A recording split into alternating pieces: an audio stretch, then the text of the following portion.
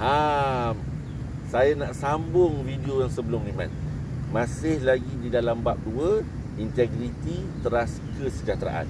Kepada semua penonton, tuan-puan sekalian, hari dalam video ini kita nak membincangkan secara ringkas tentang apakah beza antara tadbir urus dan tata kelola korporat dan tadbir urus dan tata kelola keinsanan.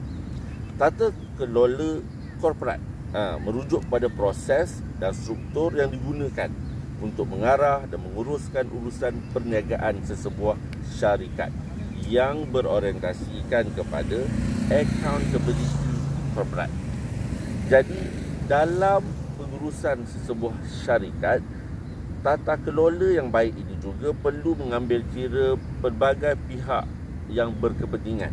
Contoh, masyarakat, pekerja, pelanggan dan sudah tentu alam sekitar. Jadi, contohlah dalam tata kelola korporat ni adalah sepatutnya menjadi satu amalan korporat untuk membantu menjana pertumbuhan sambil memelihara tanggungjawab sosial.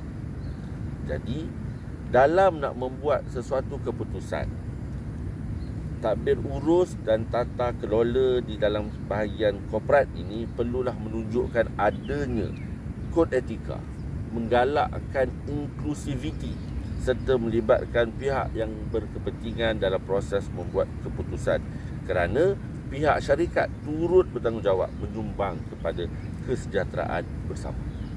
Itu untuk tata kelola korporat. Kita pergi kepada yang kedua, iaitu tata kelola dan tadbir urus keinsanan. Keinsanan ini bermaksud ia mendorong kepada penghayatan nilai-nilai dan prinsip-prinsip yang merentasi pelbagai aspek kehidupan. Sepatutnya tata kelola keinsanan ini dia menjurus kepada pemahaman tentang tujuan hidup dan hakikat kewujudan manusia. Sebagai contohlah, tata kelola yang bersifat keinsanan ni melibatkan bagaimana cara kita berhubung dengan keluarga, bagaimana cara kita berhubung dengan rakan-rakan, bagaimana cara kita berhubung dalam komuniti kejiranan contohnya. Maka tadbir urus dan tata kelola keinsanan ini menekankan kepada sikap toleransi dan empati sebagai contohnya lah. Jadi saya harap dalam aktiviti dalam kuliah nanti, ataupun kalau masuk dalam soalan-soalan kuis yang telah disediakan untuk anda semua, pastikan anda dapat membezakan apakah yang dikatakan sebagai tata kelola korporat dan tata kelola keinsanan.